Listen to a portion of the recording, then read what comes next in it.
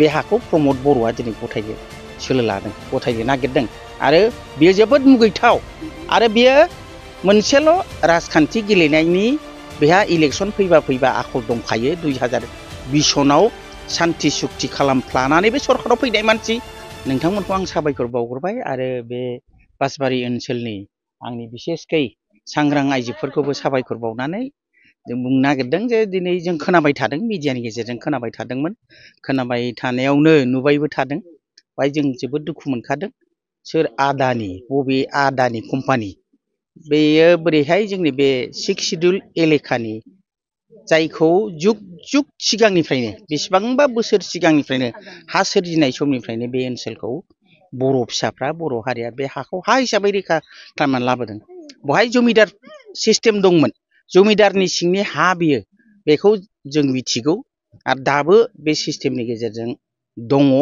आरो बेखौनो बिटिसि एकर्डनि गेजेरजों 6 शिड्युल आधाराव ट्राइबेल बेल्ट ब्लक एलेकायाव गोग्लैनायखाय बेखौ जोङो 6 शिड्युलनि आयेननि गेजेरजों बे हानि रैखाथिखौ लाबोदों दिनै सोरबा आदानिया जुदि बे हाखौ मोननांगौब्ला आयेनजों थांनांगोन किन्तु बबे आयेनाव दं बिटिसि आयेनाव बे गैया बिटिसियाव बुंदों जे 6 शिड्युलनि हाया बियो बिनि थागिबिफोरनि ट्राइबेल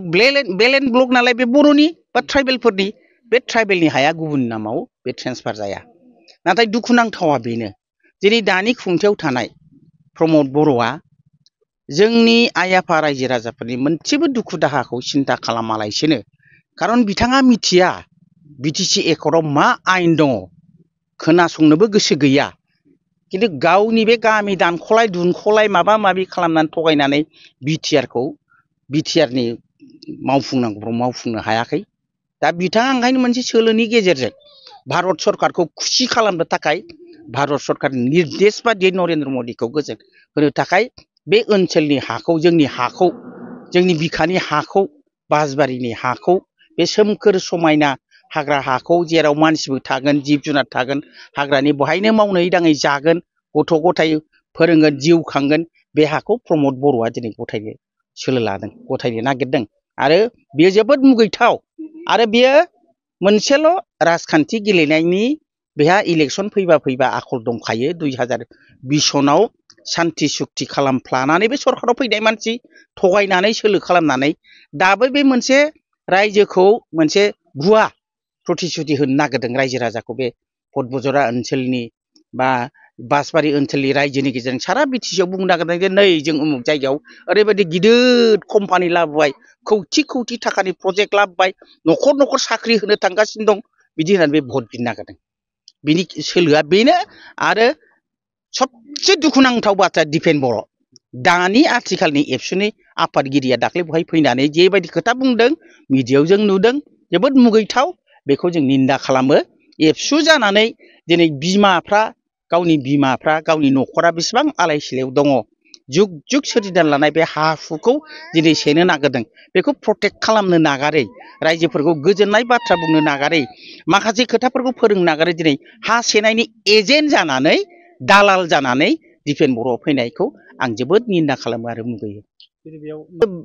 बेनोथ' प्रमद बर'नि थगायनायनि सोलो बे गावसोर हायैखाय दिपेनखौबो बाहायलायबाय एबसुखौ बाहायलायबाय खारन एबसुफ्राथ' गोजौनि बाथ्राखौ मानिगोन न'खरथ' एबसु दं बर' फरायसा दं माने एबसु दं बिमाफोरखौ कनभिन्स खालामनांगौ जाहैबाय बिस्रा दा बे बिपिएफआ मा होननो नागिरदों जोंथ' जोंनि हा रैखाथि जादों बिपिएफआथ' बिटिसि एकर्डखौ सालायबोनाय मानसि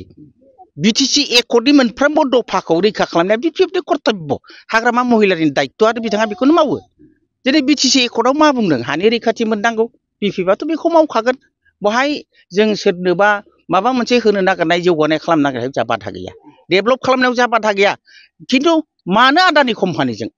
सरकारि भाबै नोंसोर मा लाबोयो जोंहाथ' बुंनांगौ थानाय नङा खिन्थु सरकारिनिथ' मोनसे प्रजेक्ट नङा बे आं सालाकाथियाव थायो सालाकाथियाव दिनै एनटिपिसि दङ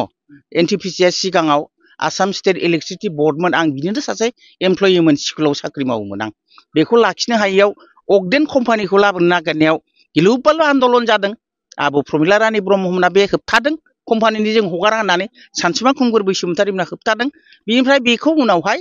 नैबे बिटिसि एकर्डनि गेजेरजों नेशनेल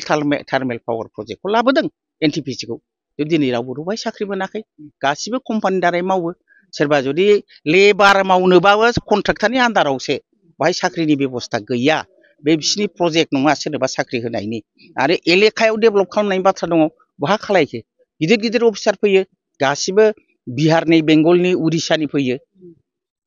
जोंनि लकेलनिथ' अफिसारफोर गैया बहाय आदानियाबो बिदिनो जागोन कम्पानि बैथ' आरो सेन्ट्रेल गभर्नमेन्टनि आन्दारावसो सेन्ट्रेल गभर्नमेन्टनि आन्दारावखाय बेखौ बिटिसि एकर्डनि गेजेरजों बे ओनसोलखौ डेभेलप खालामनो कारेन्टखौ दिहुननांगौनि खाथियाव बेखौ लाबोनाय जादों बिटिसि एकर्डआव